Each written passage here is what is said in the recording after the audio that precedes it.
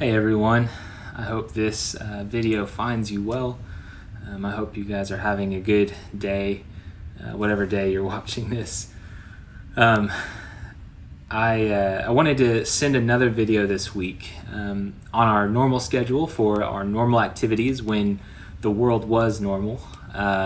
We were taking this week off for Sunday nights. We were going to take a break from our Sunday night rhythm, from our small groups, even from the content, due to Easter being this Sunday, April 12th. So, like I said, while everything was normal, while we were going to take a break, we've decided as group leaders, as a ministry staff, as a student ministry team, to go ahead and keep these groups meeting this week, to keep this rhythm consistent. It's not a requirement that you make your group meeting, but I would love for any of those who are able and wanting that connection whenever your group does meet, to go ahead and jump on and talk about these videos, talk about how you're doing. I think connection is vital during this time, even if it's virtual.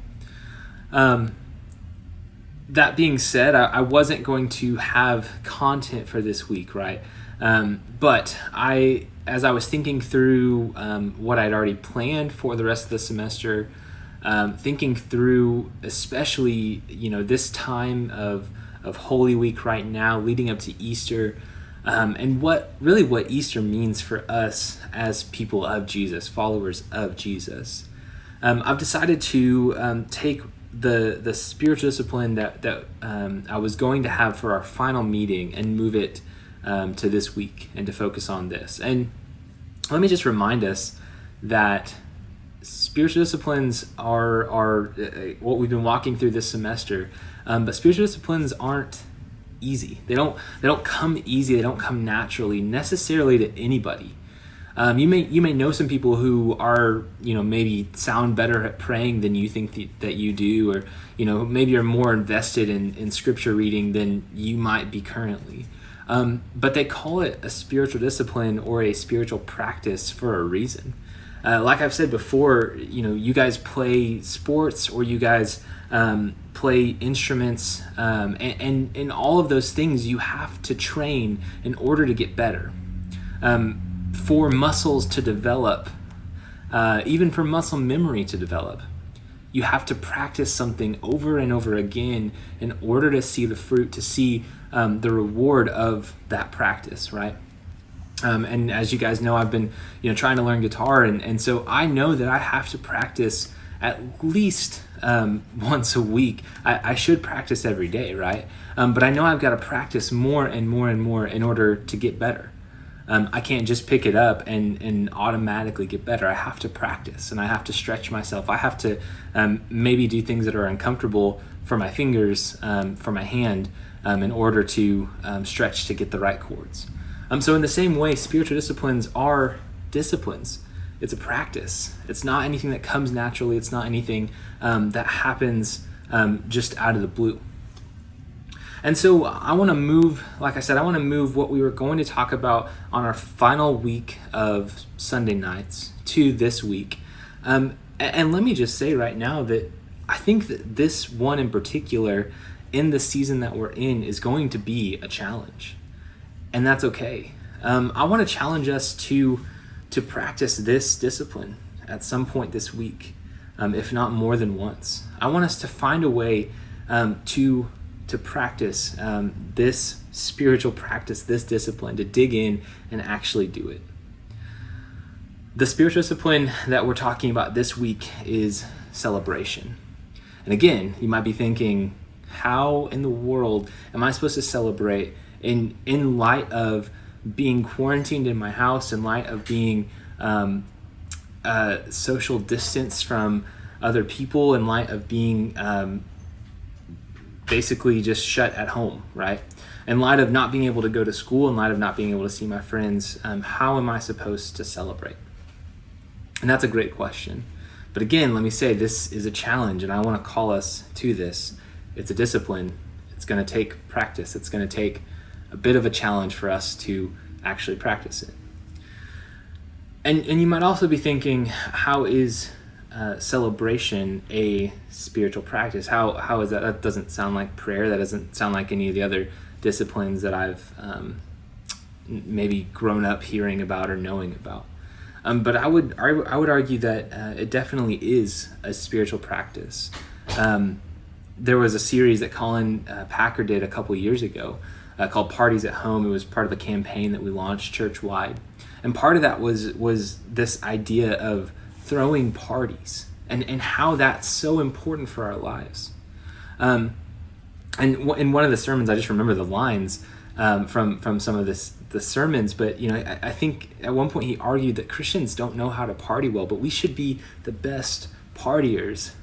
And don't hear me say that we should go and go get crazy drinking and smoking and all that kind of stuff. Not necessarily that kind of party, but we have the reason to be the best partiers. We have this gift, this life, and we have the reason to be the best partiers in the world. The people who have the reason to be the most excited, the most joyful, right? So the discipline this week is celebration. And again, I want to call us to this challenge.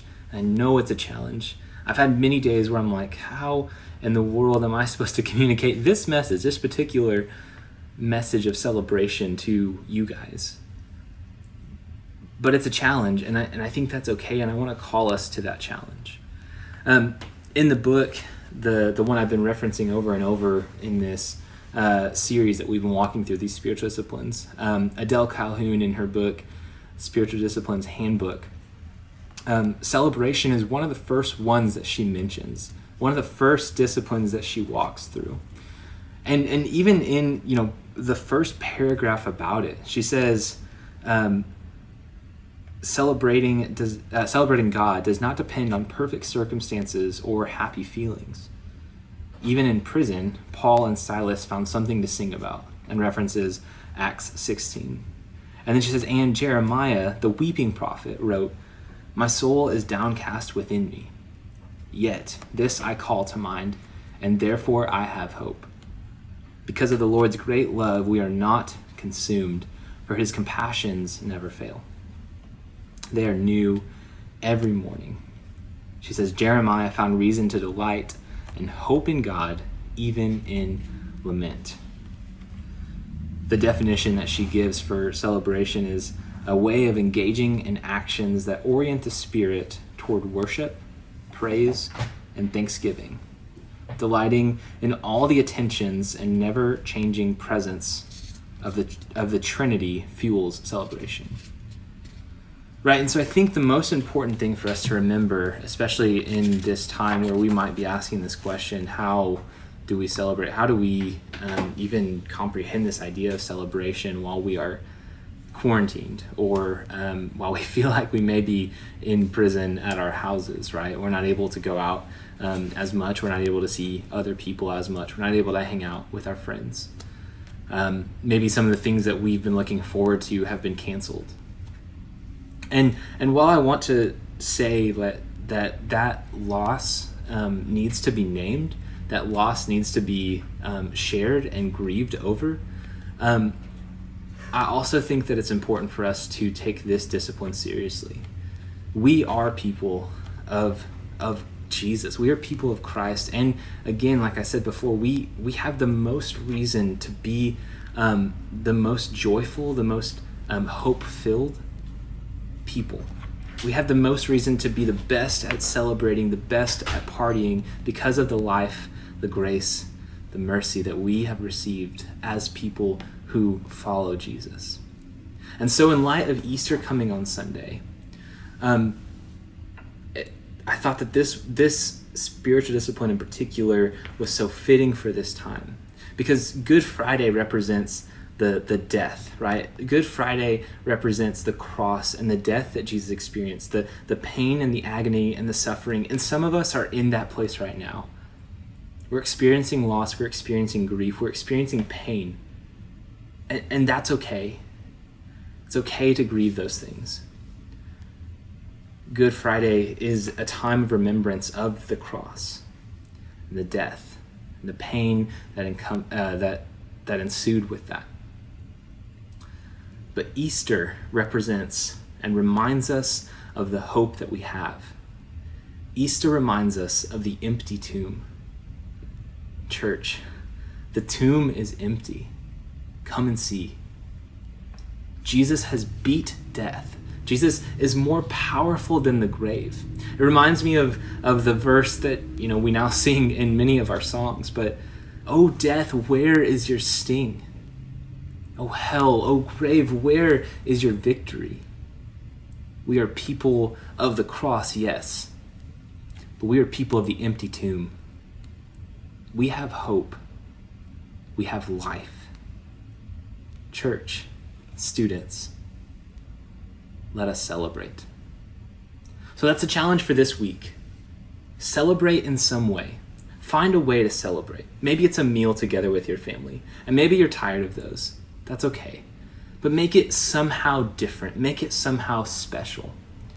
Maybe you want to just FaceTime a couple people and just talk about the things that you are thankful for, that you have seen God in the midst of all of this craziness. Maybe it's just a group FaceTime with your friends where you just want to connect and just be happy with each other. Maybe it's a time where you're just going to make a list of things that you're thankful for. People or food or places. Maybe it's things that you're going to be thankful for in the future when COVID kind of passes.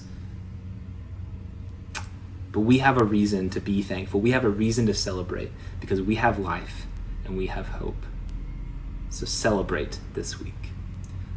If you guys need anything in the meantime, please let me know. Otherwise, we'll talk to you later.